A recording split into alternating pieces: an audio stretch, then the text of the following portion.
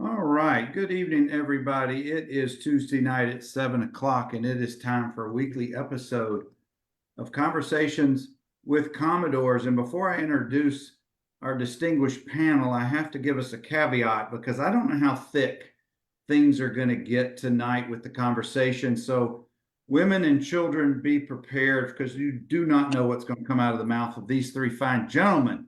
They have two things in common. One, they played for the Black and Gold in the 80s, but even before that, they all played for Coach Calvin Short in the mighty Gallatin Green Wave. And that is tonight's topic, the Gallatin Green Wave invasion. We had at least five Commodores in the 80s from the same high school play for the Black and Gold. Gentlemen, welcome. And in no particular order, Jeff Holt came in the class of, I'm going to say the class of the fall of 82, followed by brother Daryl Holt and Carl GooBaby Woods, who's not with us tonight. And coming up from behind, John Short, class of 84. Gentlemen, thank you for being here tonight. It's good to see you all. Good to see you. Good to see you. Thank you for having us. No, this is a panel I've wanted to put together for a while. We've also invited Goo. Hopefully he'll show up, but if not, we'll still have us a good time. And I do not want to forget there was actually a fifth Commodore, Arnez Perry, who's no longer with us. He came in with Jeff, if I'm correct, in the class of 82 and then transferred when Watson went to Cincinnati. Is that right, fellas? Yes, that's right.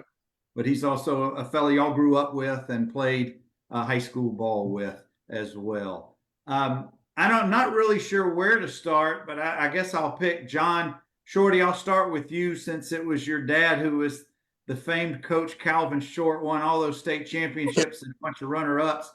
I want to ask you, I guess from this perspective as a kid of a coach, was it expected for you to play sports in general, football in particular, or how did that evolve during your childhood? Because I suspect Gallatin, much like my hometown of Dothan and many small towns in the South, you just kind of played whatever season it was, you played that sport. Was that your experience, or share a little bit about that?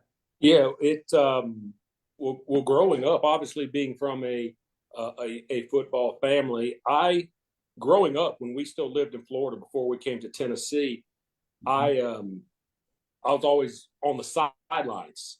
Dad would coach, and I kind of ran wherever the ball was. I'd run to that end of the field, and that I continued that all the way through until roughly ninth grade. I kind of figured I needed to go get off the field and get in the stands with the rest of the guys.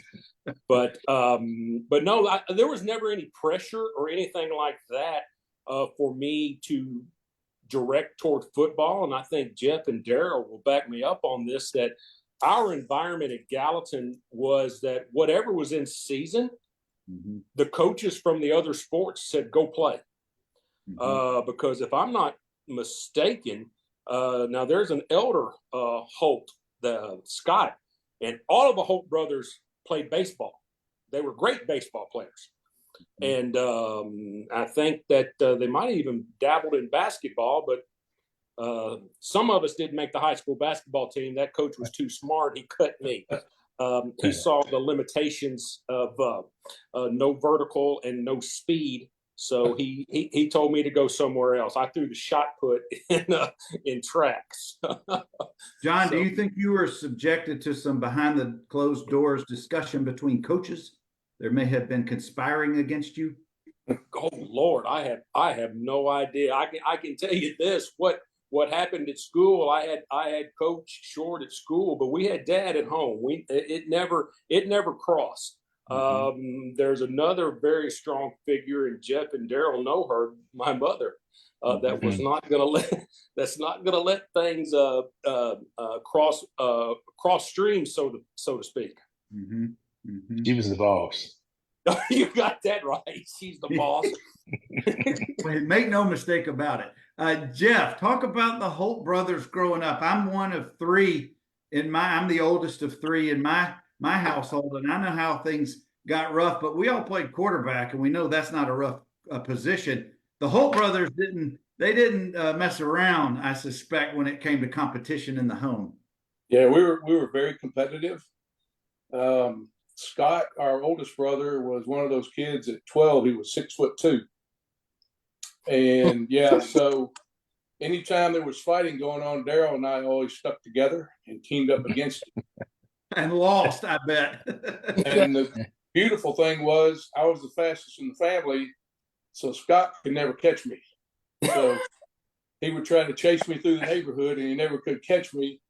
And then Daryl would drive the car up and say, "Hey, get in," and we'd go home and lock it out. Sounds like y'all had the Gallatin version of the Dukes of Hazzard. The It was, youngest one drives the car up. The youngest one drives the car up. there was holes put in walls. There was some tables broken. Occasionally there was a fight. Yeah.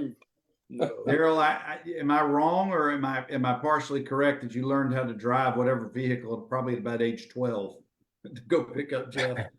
No, not quite that age, but at 16 we knew to get in that car because he was if he caught you, he was going to try and kill you.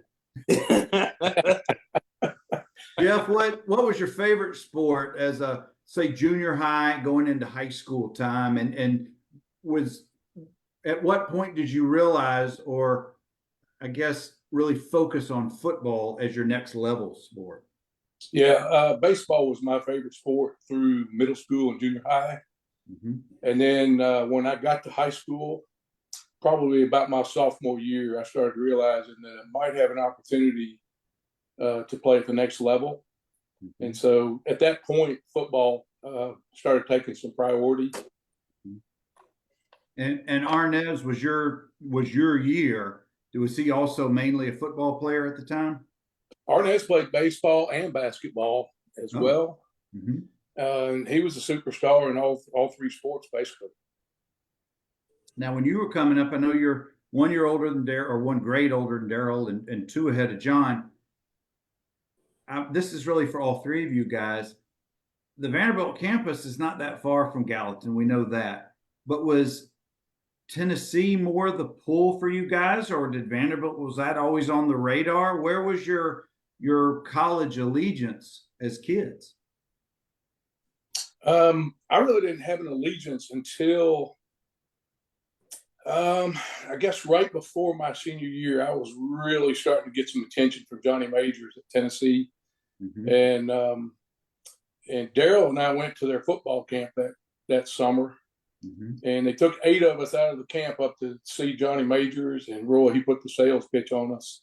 Mm-hmm. And there was a couple of Vanderbilt guys. I think Kermit Sykes was in that group of 8 that they took us up to his office. Mm-hmm. But anyway, the bottom line for me was I was probably leaning towards Tennessee just because at that time they had been winning more, and they were, sending guys to the NFL and things like that. And then the year before, I was invited up to the weekends. They invite you to games. Mm-hmm. And I saw the Vanderbilt-Tennessee game, and Vanderbilt should have won that game. They got ripped off on a pass in the end zone. And anyway, the bottom line was I realized then how good Vanderbilt was. Mm-hmm. And that kind of started changing my thinking. And was that was Coach Mack with Watson being the offensive coordinator, I think? Yes. 81, 80, yes. 81? 81, 80 and 81, that's correct. What about you, Daryl? Where were your allegiance? What school? I actually became a Vanderbilt fan a lot earlier. I used to love to watch Vanderbilt basketball on Saturday nights. They had on Channel 2, they had the replay. Mm-hmm. And when we moved here, our family moved to Tennessee in 73, I believe. And this when Vanderbilt had really good basketball. So I kind of became a Vanderbilt fan. And at one time in my life, I wanted to be an attorney. That was my goal, was to be an attorney. But after about 2 months at Vanderbilt, I realized that wasn't going to happen. Hey, Bernard, let me touch on that. When I was being recruited by Tennessee and Vanderbilt, it was in January of my senior season. Johnny Majors called on a Sunday and said, "Hey, I understand your mother doesn't like me." And I said, "Well, no, that's not true." He said, "Well, is she there, and can I speak to her?" Well, they got into an argument on the phone right then and there, because he was telling my mother to stay out of it and let your son make this decision. You're kidding me. So I ended up going to Vanderbilt. The next year, they're recruiting, Tennessee recruits Daryl. And tell me if I'm wrong, Daryl, but they called Daryl and said, "Here's the deal. we had such a battle with your older brother last year, and your mother got involved. You're either going to commit to us right now because we want you, or if you don't commit to us now, we're not going to recruit you anymore. Is that how they did with you, Daryl? Pretty close. They pretty much told me that they weren't going to chase me. The interesting part, in Bernard, the world was Johnny Majors thinking? well, let me tell you how he made my mom mad. When Jackie Sherrill left Pitt and got the big contract at A&M, Jackie Sherrill and Johnny Majors worked together, obviously. Sherrill worked for Johnny Majors for years. And sitting in our living room watching the news that night on TV, he said that man's not worth that kind of money. And my mom was taken back by that because they coached together for so long, and that bothered her. And that's what started it all. Yeah. So he stood up and turned the volume up on our TV, and ESPN had just come on that year, and they were making the announcement that Jackie Sherrill now was the highest paid coach in college football. And Majors did. He said he's not worth it. I made that man everything that he is, exactly right in front of us in our living room. It was night Johnny was there. Now I know why your mama got Hey, Bernie, But let me tell you something. If there's one other woman besides my mother you don't want to make mad, it is the woman that raised those Hope boys right there, because their dad never had to do anything. She controlled that situation. And to make her mad, that you ended it right there. well, Bernard, if a girl called our house, my mom would hang up on her. Yep. She didn't believe in girls should never call boys. Then when she would come tell you that somebody called and I don't like that girl. Well, fellas, y'all have either just sliced off 20 minutes of questions I had, or we're now going to be here for about 3 hours because I got so many more questions. But those recruiting stories, obviously, until guys like you tell those stories, firsthand accounts, you never hear that kind of stuff because that sure didn't make it publicly. But that's incredible how Tennessee lost both of you guys in one conversation. That's incredible. Yeah. They wouldn't have got me either way, but I just was more of a Vanderbilt fan growing up. So, but it was quite interesting. Well, Daryl, if you're tuning in 73, 74, you're seeing John Van Brendekoff and some great Vanderbilt basketball back then. Oh, the F Troop, and then you went in the 90s, Mike Rhodes and Charles Davis, and some good basketball. Great players. All right, Shorty, where were you growing up? Because how far is Gallatin from Knoxville? Gallatin is 2.5 hours. Okay. All right. I mean, I know it's, an hour from Vanderbilt's campus one way, give or take. 30 minutes. We're 30, 45 minutes, but max. Even in current traffic conditions. I realized back in the day it wasn't as crowded, but I didn't know if it on the changed. time of day. Yeah. Time of day. Well, where were your allegiance? Who'd you root for, pull for back in? And I'll tell you something else too about Arnez Perry. Arnez Perry was probably not recruited by quite as many schools because of the offense that Gallatin ran. Gallatin is known for it's a running attack, and Arnez, he had more. I mean, he could go up after it. He could do whatever you needed to do for a receiver. He was an outstanding receiver on a ball club that ran. We ran the ball, we pounded it at you, and Arnez was if we would have been a high flying, wide open offense, there's no telling how many universities would have been after him. I think Jeff would probably agree with that. Yes, I do. I agree. But by the time I came along, I mean, when you're playing behind these guys, you're just kind of watching and learning. And I kind of flourished maybe my senior year. And by the time I was a senior, I mean, I'm looking at the guys who left in front of me, and my goal was to play for Vanderbilt. I didn't want to be that, the next person to go to college. Because that Vandy was pretty much it for me, just because I saw what the guys in front of me were doing, what they were doing at the next level, and my whole hope was that I would be recruited. Well, I want to paint a picture for those who are not familiar. If you look at the team photo from, I guess it would have been the fall of 81, your senior year, Jeff, at Gallatin. There's 5 of you guys on the roster, right?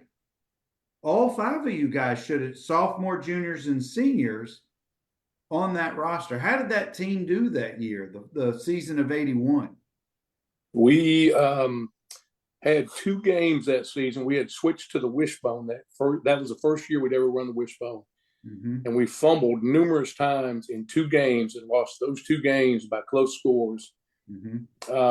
So we ended up that year 9-2.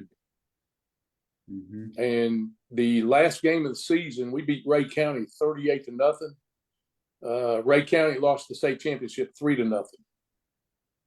Y'all were cooking by the end of the season.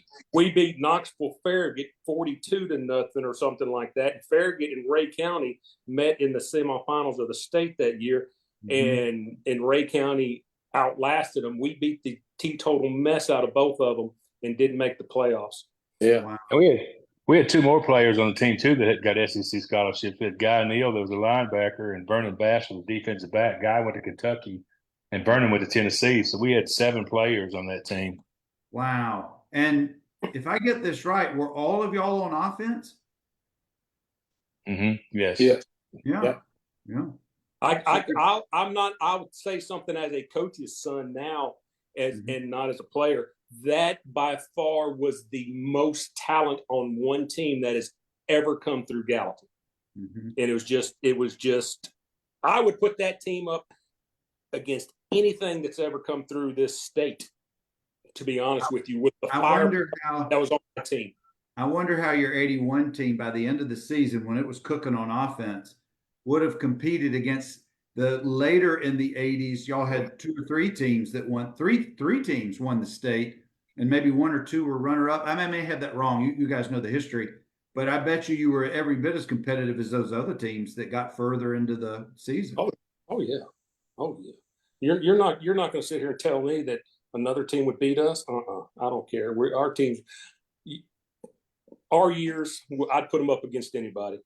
Once we lost those 2 games, we got away from the wishbone and went back to our power I with the wing, and nobody would have beaten us if we'd have played that all season.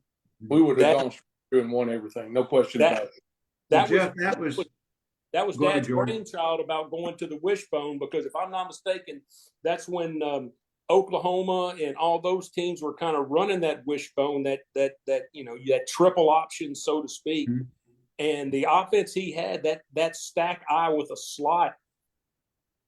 I mean, when after we fumbled all those games, I don't know if Jeff remembers that, we went back to the eye offense. We went into the basketball gym and we practiced and said, here's the plays. And we went over like 1 week in the gym because it rained outside, and never went until 1993 that ran the same offense.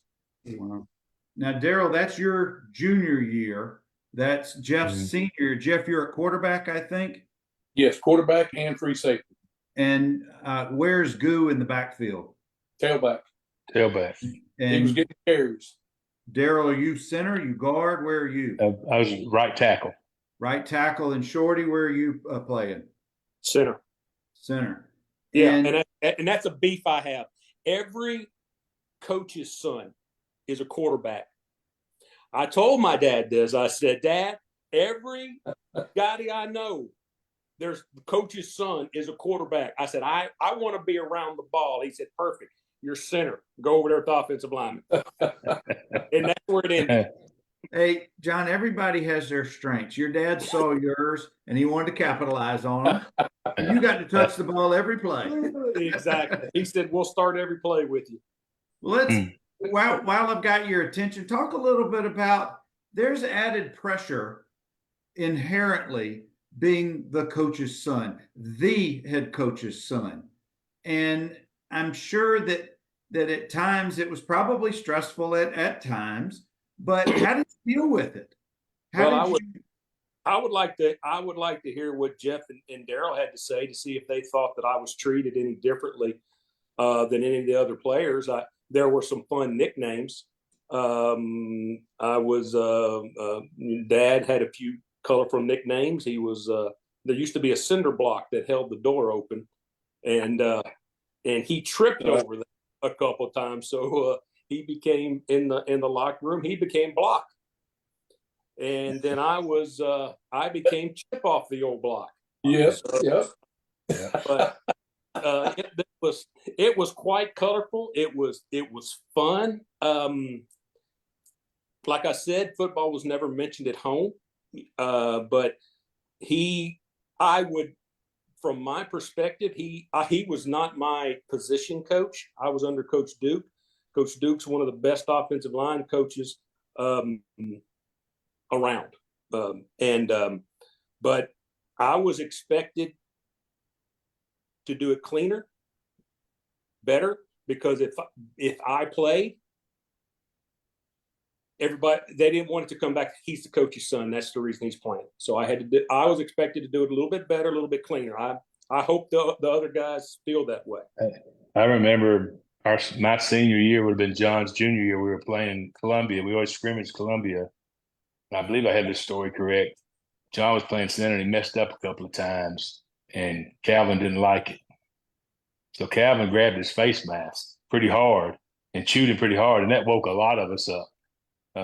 So John was not, he didn't get any favoritism, but sometimes he probably got chewed out a little harder because of who he was. But his dad grabbed the face mask, and he came back and apologized to everybody after that, because he was pretty hot at John. Well, he knew that when we got home, Mom was going to go, "How did the scrimmage go?" And I very vividly remembered that because I cut a linebacker. We ran a play and I cut a linebacker in the hole. He said, "You don't cut the linebacker in the hole, run it again." So we ran it again. I cut the linebacker in the hole. He said, "I told you." That's when I told you not to. And then he kind of popped me too. So of course I embellished a little bit by the time I got home. How'd the scrimmage go? Well, good until Dad hit me. Then they had a team meeting. They had a team meeting at the house. I bet they did. Yeah. I wasn't involved in that one. When you guys came to Gallatin, Jeff and Daryl, when y'all came to high school, had Coach Short already been established as the well-known coach that he was? I know he had been there, and I know there was some earlier success, but he won so many games, and there was such a successful program even before you guys were there. But at what point, I guess my question is, did you remain, were you ever not fearful, respectful? Was he just Coach Short to you guys? Did he tell you to call him Coach Short? Or how was he as a coach to his players, I guess? How did he relate to the players? That's the better question. Okay, so when he first moved to Gallatin, immediately Gallatin went 10-0 in the regular season. Mm-hmm. That was what, 77, John? Or 76? 76. 76. Mm-hmm. And I think they went undefeated the next year in the regular season. And in 78, they won the state championship. I was a freshman that year. Mm-hmm. And our freshman team played separate from the varsity. Right. So when I came on as a sophomore for the 79 season, I had utmost respect for him. Mm-hmm. And he was the type of coach, the whole coaching staff, there was no preferential treatment that I saw with anybody, but they were so positive about their communication to us as players. Mm-hmm. So positive. All it did was build your confidence up. And that's what I remember. Mm-hmm. And the organization, we had great football coaches, not only from Coach Short down, but Coach Duke, Coach Lashley, Coach Jocelyn, Coach Barron, several others. But the organization was unbelievable. We didn't practice 5 hours. We didn't practice 4 hours. We got out there in 2 hours and 10 minutes, 2 hours and 15 minutes at most, and we're done. You did. I mean, Calvin had his routine, and you went through it, and you got your practice done, and then you went on. We didn't practice for hours upon hours like a lot of teams did. No. He was very regimented. Jeff, let's come back to you and signing with Vanderbilt. You and Arnez come in the class of '82, and Watson is on his way out, obviously the next year or later that year, but you signed under Coach Mack. And what position were you slated to compete for? What was your I guess I'll call it the welcome to the SEC moment once you got on campus? Okay. I was hoping to be a free safety. All right. Unfortunately, they had a all-conference free safety coming back in Manuel Young. Manuel's from Columbia. Mm-hmm. So they were going to move me to strong safety. And Tom Moore was the returning starter at strong safety. Mm-hmm. So I've got to, am I going to be able to make it on the field or whatnot? And then about 3 days into 2 days, right after the freshmen finished, freshman only, mm-hmm. the varsity comes in. I get a knock at my door at about midnight one night. And it was Coach Brown and Coach Roberts. And they tossed me a playbook. Welcome to tailback. Yeah. And I'm absolutely shocked. We had a guy named Tony Harris who didn't make it back to the team that year, and they were counting on him to be their starting tailback. Mm-hmm. So I got moved over there. Now, Vanderbilt didn't have a big running game. We didn't run it a ton. The running backs were catching passes out of the backfield with that type of offense. So anyway, wasn't that the season before that Norman Jordan catches 20, Keith Edwards catches 97, I think?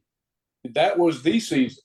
That fall. Yeah, we went to a bowl game that year. I'm a year off. You're right. So, but anyway, the shock for me was I'm moving to running back, and then the second shock I had was my first start was against Alabama at Alabama. And therein lies the welcome to the SEC moment. Yeah, there it is. But I got to ask, Jeff, midnight? Really? Did they really show up clandestine in the middle of the night? Midnight, and I've got to start studying the playbook and be ready for practice the next morning early. Hell, that was bed check. They would. They said, "He's in his room. Give him a playbook." Bed check. Wow. So that's the fall of '82. Is that game in Tuscaloosa? Yeah, it was in Tuscaloosa. Yes. That was like 3 weeks later. Yes. Something like that. Yes, it was. Wow, that is definitely a welcome to the SEC moment. Do you remember much about that game? Yeah, we scripted the first so many plays. Mm-hmm. First play was a toss sweep to me around the left hand. I think it gained about 8 yards. Mm-hmm. But their free safety on the first play bruised my AC joint by spearing me. Of course, you could spear back then. Yeah. But we went 7 plays down the field and scored a touchdown. We're up 7-0. Mm-hmm. And then at the end of the game, we had the ball. I think it was first and goal from the 10 with about 30 seconds left in the game. We're down 24-21. And I think it was 4th and goal from the 4 with about 10 seconds left. And back then, obviously, there was no overtime. So we called time. And Coach Mack called the seniors up, if I remember correctly, and said, "Are we going for the win or are we going for the tie?" So we could have kicked the field goal and tied it. The seniors said, "Let's go for the win." Mm-hmm. And I think we threw an incomplete pass on that 4th down into the end zone. They beat us 24-21. After the game, Bear Bryant asked if he could come in our locker room. And he came in and told us that we had a better team than they did. And he predicted that we would go to a bowl game that year, and he was correct. We went to a bowl game that year. Wow, that's awesome. And something else at that game too. I was a visitor at that game with my dad, and when the game was over with, and this has always stuck in my mind with Alabama fans. They gave both teams a standing ovation leaving the field. So I've never seen that before. What they probably didn't have any idea is just 2 years later, y'all were coming back to beat them for homecoming. That's true. Yeah. And just a side note, I was a junior sitting in the stands, a lifelong Bama fan, not knowing that 2 of you guys would be my teammates 2 years later. I was not happy that day, but that was a monumental day. But if I'm not mistaken, that's when we went down there and Watson Brown. Isn't that when he went hurry up to start the game? No, Watson was gone that year. Is that different? Yeah. Watson was gone at that point. Okay. Well, when he came back, when Watson came back, we went down there and beat Alabama. Yeah, And that was like 87 is when Watson's, Okay. 86 was Watson's first year back. Yeah. My freshman year was 86, the fall of 86, and I was with Watson's first class when he was Yes. head coach. Yes. Daryl, let's move over to you now about coming to campus. And I realized Tennessee wasn't on your radar, but there had to have been some other schools, weren't there? Or were you 100% Vanderbilt all the way? The only one I really gave much interest in was Kentucky. I really liked Coach Claiborne at Kentucky, liked him. But having been a Vanderbilt fan and being around a lot because Jeff was down there, during the summer, I worked out down there. And then after I committed, I was close to everybody and knew some of Jeff's friends. So it all kind of fit in place for me. When you got to campus, Daryl, in '83, it's still in the middle of Coach Mack's tenure, and you come in with Carl, with GooBaby, and did either of you help in the other's decision to come to campus? No, it's kind of funny because we never really talked much about it. Now I know that we went to Kentucky together on a recruiting visit, and it was the first time that either one of us had flown. And they flew us up there on about an eight-seater airplane, and we were both scared to death. But we never really pushed each other to either way. We were friends and played ball together, but we never really talked a whole lot about it. It just kind of happened. Even on our recruiting trip to Vanderbilt, we stayed at the Hermitage and we stayed in the same room, but never saw each other all weekend. So just different things. But no, we never really said, "I'm going to go here. I want you to go here." That never happened. I'm going to come back to you, Daryl, in just a second. But John, I want to talk about, we've now got 4 Commodores. Well, Arnez transfers out, follows Watson to Cincinnati. But you've got 4 guys out of the high school who are now at Vanderbilt or having gone to Vanderbilt. What did your dad think about that couple of years in a row, sending multiple guys to a Division I SEC well-known local school? You know what? I never asked him that question. I heard that and I get choked up when I talk about Dad, but somebody said a reporter during something was talking to him, an interview or something. He said, "Hey, Coach, by the way, what do you think?" They said there's going to be four Gallatin guys starting down at Vanderbilt or playing down at Vanderbilt. I forget what the question was, and he said he couldn't answer the question. It just choked him up. So, well, that answered the question right there. He was immensely proud. Well, I'll be honest with you. He was. Jeff and Daryl and I are fortunate with the situations that we grew up in. There was a lot of people that played that were not as fortunate with their home life and things like that, but they played just as hard as we did. And Dad became a father figure to a lot of them. And I heard a lot of those stories when we had his funeral. So he was more than a coach to a lot of them. Oh, he was a second father. I never had the privilege of meeting him, but he sounds very much like my high school coach, who was a second father to many, many ball players from our high school. I don't mean to skip around, but that thought just got to me. And thank you, John, for sharing that. But Daryl, I want to talk about your welcome to the SEC moment. When did that occur? Well, I redshirted my freshman year. I got to travel a couple of games. I think the first time I got any real playing time, I think we were playing Kansas State. It would have been my redshirt freshman year, second or third game of the season. I got to do a little mop-up duty. And if you went down to the Vanderbilt-Alabama game when we beat them in '84, the victory snap, that was me snapping the ball. So that's the only play I got to play that game, the last play. But Wait! Don't skip that. You only played that one play in that game, '84 Bama game.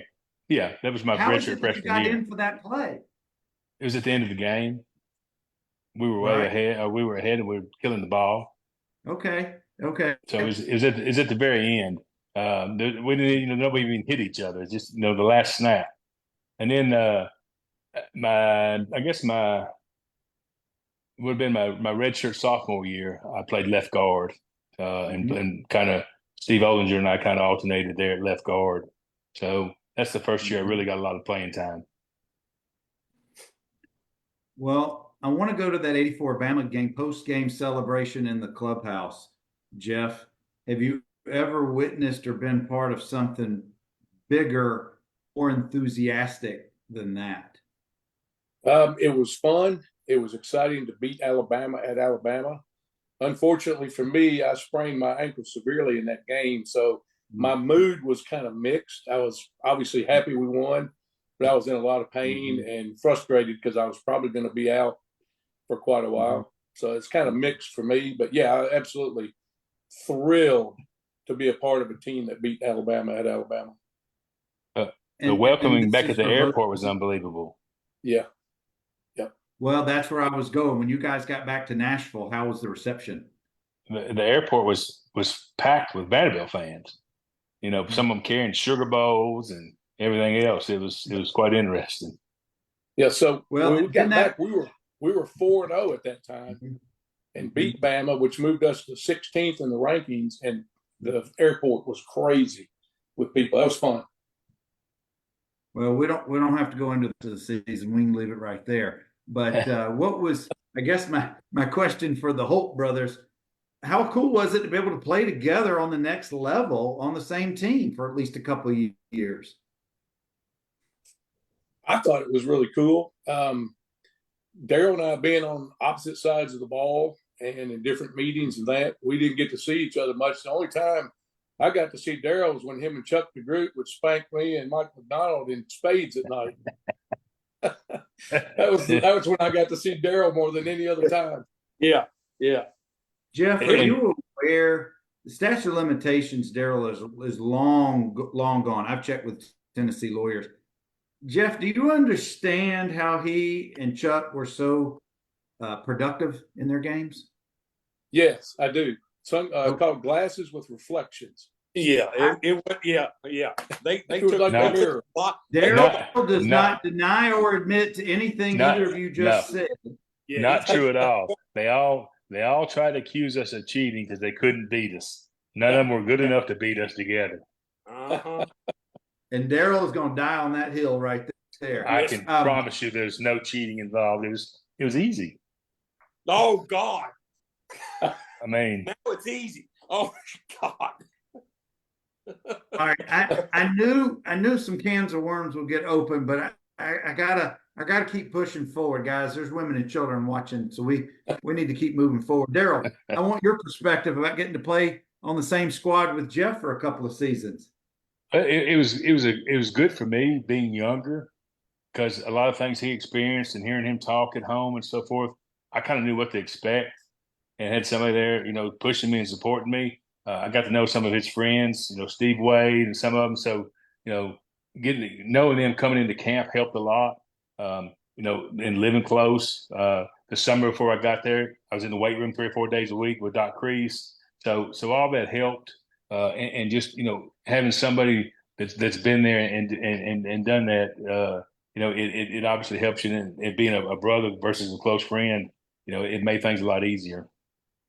I knew what to expect. Daryl, we got two people in the crowd that want you to turn a light on in your room. They want to see you and not just hear you. Are you sure? Are they sure about that?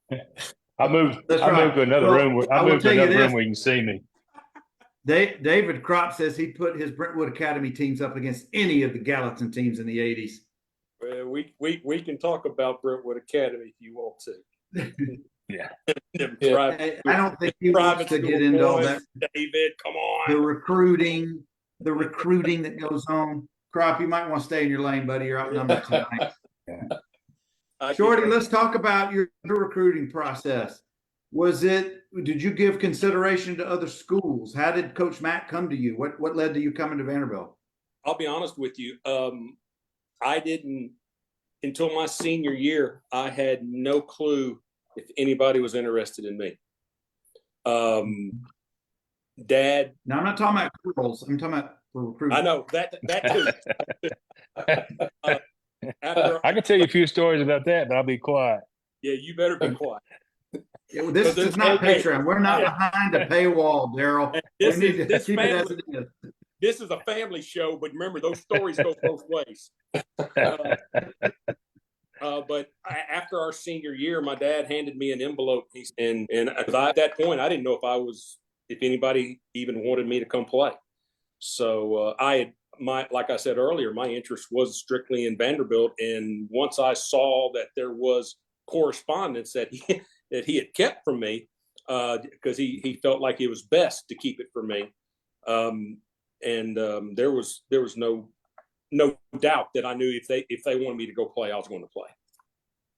It's interesting that you said that about the envelope of letters. My high school coach would not let anybody see the letters till the end of the season.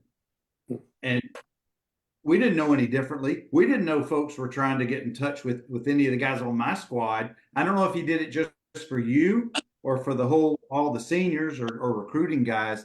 But it's interesting that he hands you that letter, that envelope of letters at the end of the season. I don't know. And obviously, this is back during the days that on Friday nights, you still had to go get film developed. Mm-hmm. There was no huddle. There was none of that stuff. I remember that they would have a game on Friday night, and mom and dad would come to Nashville. And this is one of the perks about living close, is that their film was developed at Channel 2.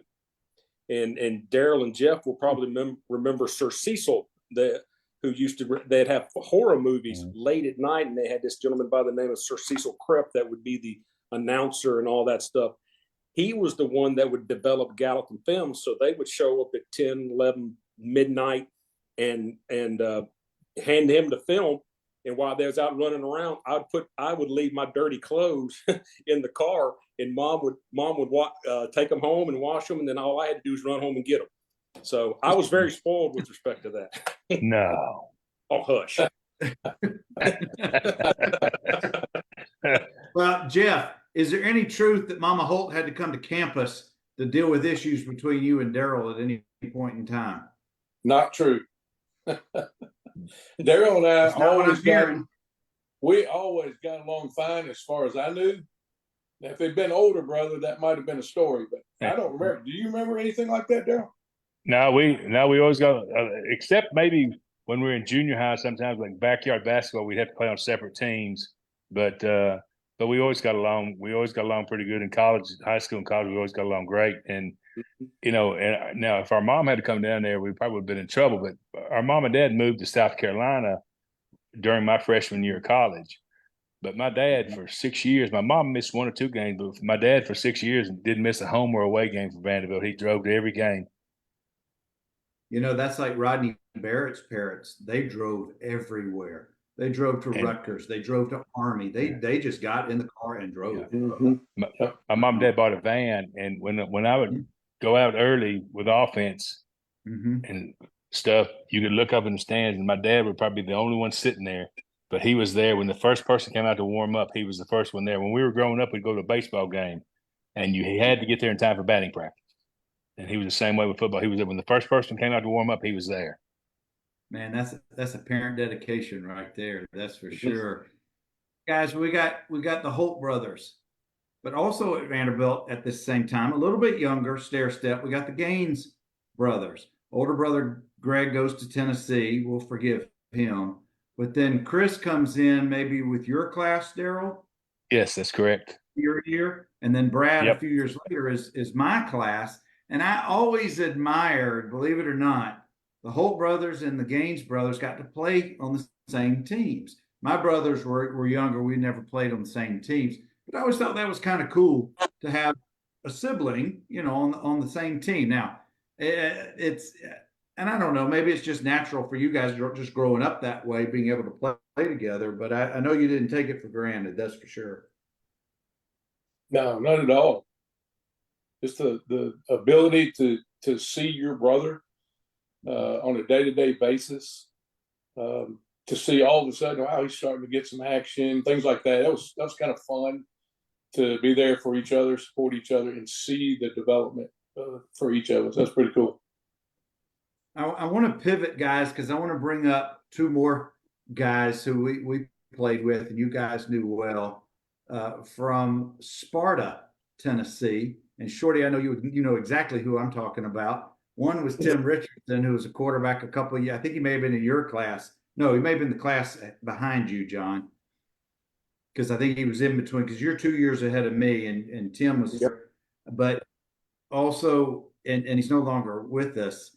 Oh my gosh, what was his, Mike Spike. Johnson. Mike Johnson. I knew it was Spike. I could not think of Mike, his first name. Yeah. Spike Johnson. I will tell you guys, just as a personal note, Shorty, you and Tim and Spike hanging out together were good for my soul, because the three of y'all getting together, Jeff and Daryl, it was nothing but laughs and just enjoying, to the extent that you can enjoy college football life. Those three, the three of y'all, brought me more joy my freshman and sophomore years than you'll ever know. And I've never told you that, but just getting to hang around with you guys was so much had fun. a blast. The Sparta connection. Where did Fisher came from? Ray County, I think. Yeah. Dave Fisher. But no, those two guys are great to hang out with. I still got a picture around here somewhere of they took a picture of us right before we went out to Banditos or whatever was across the street for all those years that you just walk across the street to, and it was outside my door, which was basically right outside Daryl's door then. And but no, those were good times. Spike was about as a loyal. Me and him roomed together when they recruited us, and we kind of hit it off there, and we signed our scholarships at the same time on the same place. So we just kind of hit it off from there. We actually aligned our classes together just because, we fed off each other. His weakness might have been my strength, and vice versa. Mm-hmm. So, but no, that was a great relationship. And I don't know the classifications, but was Sparta one of your teams y'all would play each year? They were AA. They were a class below us. Yeah, they were down AA with Brentwood Academy, so they weren't. Yeah, they down there. Well, Brentwood Academy was lower than that, weren't they? Brentwood Academy was single A at one time. Best recruiting in the country and playing single A football. Yeah, they so special. They got their own division now. They just we got their section over there. They all sit right, on. Well, here's. All right, Crop says that's enough, guys. He's but apparently Linda has let this next visitor off enough from washing dishes. This restaurant is taking a little bit of a break at Edwards. Coach Shep says to tell all three of you guys hello. Hey, Coach Shep. Hey, Coach, how you doing? Well, Coach Shep's usually here most Tuesday nights. We enjoy his company up here. Yeah. Have you ever been? About 5 or 6 years ago, I went to Coach Shepard's restaurant, and I went to his wife, and I said, Linda, told her who I was, and she said, "You gonna be here a while?" I said, "Well, we're just sitting down to eat." Well, about 30 minutes later, Coach Shepard shows up and makes me a special dessert. He makes me a chocolate burrito. Good God, it's pretty good. Wait a minute now. I've eaten at his restaurant. I didn't get the chocolate burrito. First of all, I can say this awesome. Shorty, Dwayne Jones and I came in there, ate at the Daryl. What in the world? Now, see, now I got a problem. I got a problem with Coach Shepard. Now I'm sorry. and Coach Shep says those chocolate burritos, those are damn good. Well, they're really good. I'm going back. I'm not that far away from Clarksville. He said, I got a son-in-law that lives in Clarksville, so we haven't been in a while, but it's a very nice restaurant. He says right now the special, I cannot believe we're talking about their menu. Bravo Gelato is the special right now. All right, that's enough free advertising. No, I got Gallatin. I got the Gallatin Green Wave. I got the Gallatin Green Wave invasion in the house. I got Jeff Holt, Daryl Holt, John Short. Also not with us tonight, Carl GooBaby Woods, and he's no longer with us, is Arnez Perry. All five guys in the early to mid 80s made their way from Gallatin High School to play for the Black and Gold. And I just thought that was such a cool thing to have five guys who are all on the same team in 81 to all make it to the roster and contribute to the black and gold. Now, Daryl and John, you guys stayed on after Coach Mack he left. Watson comes in the fall of '86. I'm with Watson's first class. Do you guys remember Coach Mack's announcement, the discussion within the team about Watson coming on? You probably both knew of Coach Brown, but I don't know if you actually knew him. Daryl, you might have with Jeff's prior play. Yeah, he actually recruited me up until he left. So he was the main contact, and then Coach Sherman took over when Coach Brown left. So I knew Coach Brown from him when he came to the house to see Jeff and through high school and stuff. So I knew him, and I knew of his offense and so forth. So I was very familiar with him, and was very excited when he was coming back because of the community was excited. Yeah. Shorty, you remember that time? I remember it. I probably grieved a little bit over Coach Mack leaving because I tell you what, Coach Mack's quality. No doubt. He's by far a better person that he is a coach, and he's an outstanding coach, great Christian man, and I really enjoyed playing for Coach Mack, but that transition was seamless. He knew what we were going through. Watson knew what we were going through from his previous experience, what to expect, and what it was going to take to succeed there. And did Mike McIntyre come in your class, Jeff, or he came in with you, John? I couldn't remember because he was not on the roster when I got there in the fall of '86. He came in with John. And I assume he transferred out. He transferred to Georgia Tech. Georgia Tech. Yeah. I kind of thought that's what happened. I mean, it wouldn't have made sense to stay on when his dad is no longer. He lived in the freshman dorm. He lived between me and Spike. Mm. And he stayed. He stayed the whole year. He stayed the entire year. Yeah, that wasn't good. That wasn't healthy for him. John, Jeff, I want to kind of transition. We've got a few more minutes, fellas, and I appreciate your time tonight. And this is always a touchy subject in this phase of the conversation. It's that transition when you realize your playing days are coming to a close, whether it's graduation, injury, whatever the reason, we all have to retire at some point or another. Jeff, I realize it may be painful or it may not be at this point, but kind of talk about your transition out of being on the team and playing to the next phase of what came next for you. I'll tell you what helped me a ton was, I wrote letters to all the pro teams and trying to get on, and I was offered to go to a couple of free agent camps, Seattle and Oakland, but I had seen some guys ahead of me go in and they were back in like 2 or 3 days. Well, I'd been accepted to grad school, and I'd been had an opportunity to become a graduate assistant to pay for grad school. So instead of me going down and spending 2 or 3 days and maybe getting sent home, I went on and came on as a strength coach and was a GA and got my school paid for and ended up with a master's degree. So for me, that helped me a ton because I was still around the sport. I was still around guys. I knew a lot of the guys. And so anyway, that kind of helped me transition. And to the point where I'd say, I don't know how many years, but I finally realized, hey, that's what I did at one time in my life, but that's not who I am.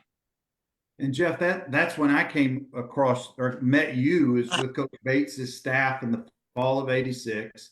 I always knew that you were on the squad. I always knew that you played, but I just didn't ever get to know you very well other than in the weight room a little bit.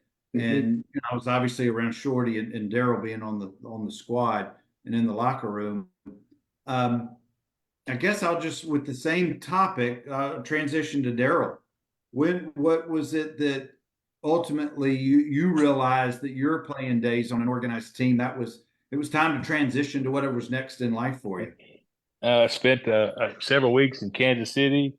Back then you had a camp in May, and then you had the regular camp. It didn't take me long to realize that I was didn't have the ability or the size to play at the next level. So that kind of was an awakening for me, having been there. And then when I came back, I went and talked to Coach Brown about coaching. and Coach Brown kind of persuaded me to stay away from it. He said, take your education and use it, and go do something else. And so he said, if you really want to coach, I'll help you. But he said he wanted me to think about it really hard, and I decided not to. And I ended up moving on and starting my real life. Well, it's a rare coach on any level, particularly high school, college or pro. They move around like people in the military. I mean, That's look what at he. That's what. Look at Watson. Look how many stops Watson, and he was a head coach or an OC of some sort, 30 plus years. Mm-hmm. That's got to be a rough family on the family too. And that's one of the things he talked about. It's a rough life. It's not easy. It's glamorous when you're Nick Saban, but when you're at the small schools moving around, it's tough. Yeah. Well, Shorty, let's transition to you, bud. What about you knew that at some point you were going to be done. Typically, for at least during our time period back then, the Tennessee game was typically going to be our game of the year on the regular season. When did it kind of percolate in your thought process? I need to be looking at grad school or figuring out what my next move is after I graduate.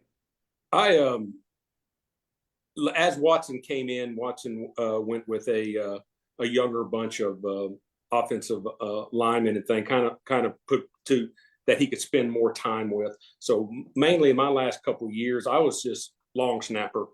So I knew that there was absolutely no chances of an NFL team was going to pick somebody up as just a long snapper. I'll be honest with you, I was ready for the next step once I graduated, but as a direction, I didn't have one.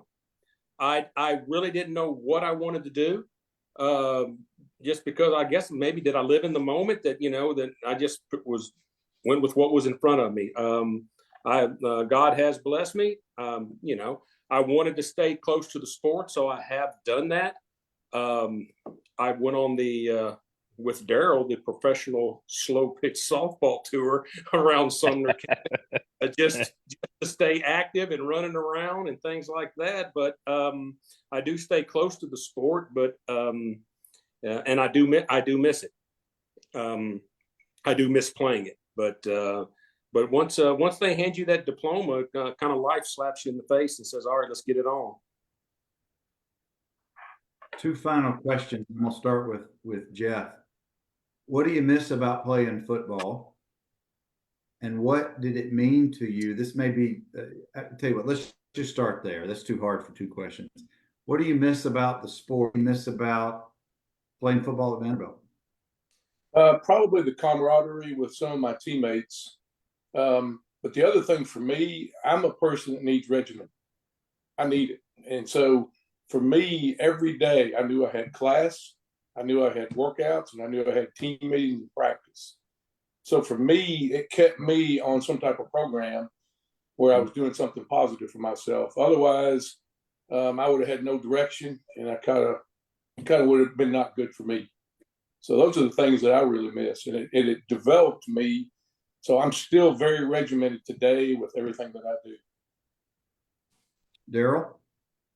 Oh, there's no doubt the fellowship with the teammates. That's something that you can't take away. And to this day, there's still a few of them that I see them maybe once a year, maybe talk to them once a year, some more than that. And the friendship that you develop, it's something that what we went through together.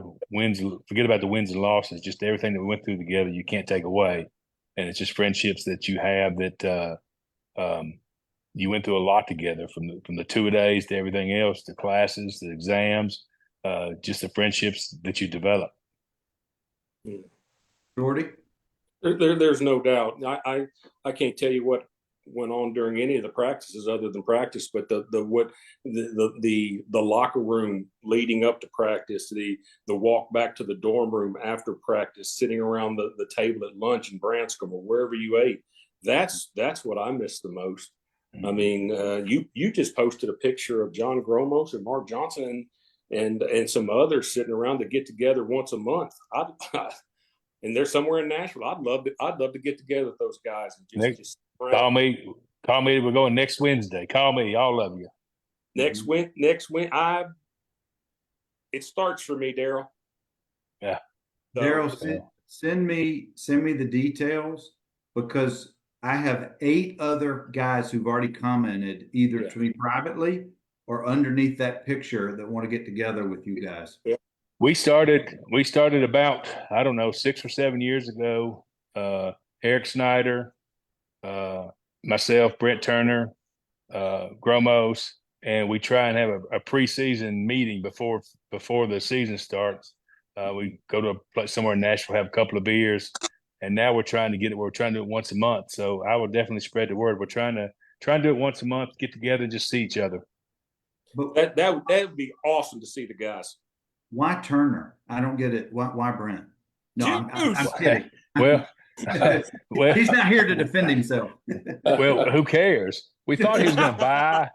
We thought he would buy every week, but then we figured that wasn't going to happen.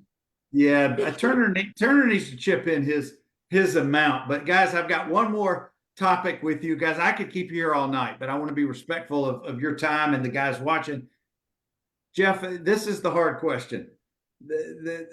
What did it mean to you, the fact that you wore the black and gold, the fact that you went to school at Vanderbilt, represented the university and have represented the university all these years? What did that mean to you?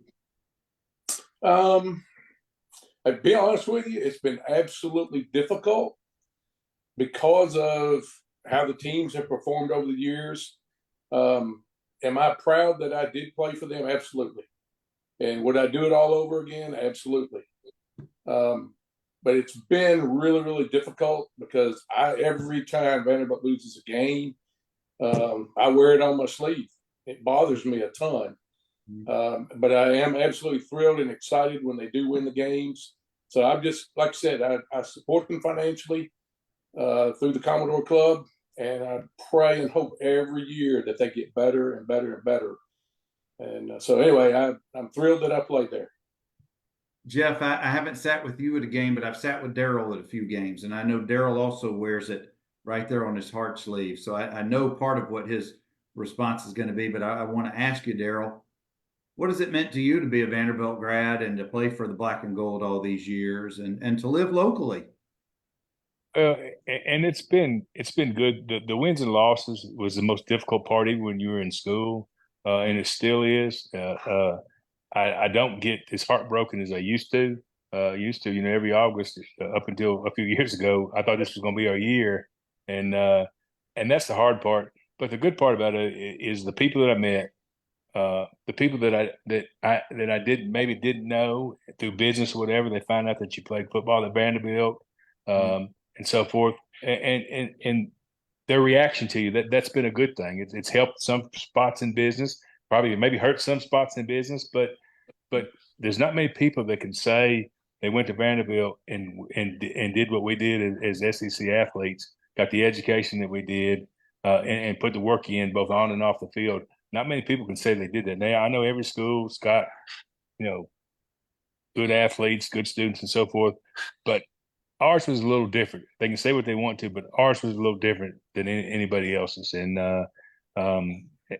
so that part of it, you have to feel good about yourself that you accomplished that. Mm-hmm. Amen to that. Shorty, before you answer, I want you to hold up that gold cover from April of '86. And let's see those baby faces, Daryl Holt and John Short making the cover of the magazine. Hold on, let's go inside the magazine. Oh, look at that mug. Look at this guy. Look at that mug. Yeah, there you go. Love it. Yes. Wow. I think there's millions left over. People need to get one. I bet Tony Neely's got them stored away in Magoogan somewhere.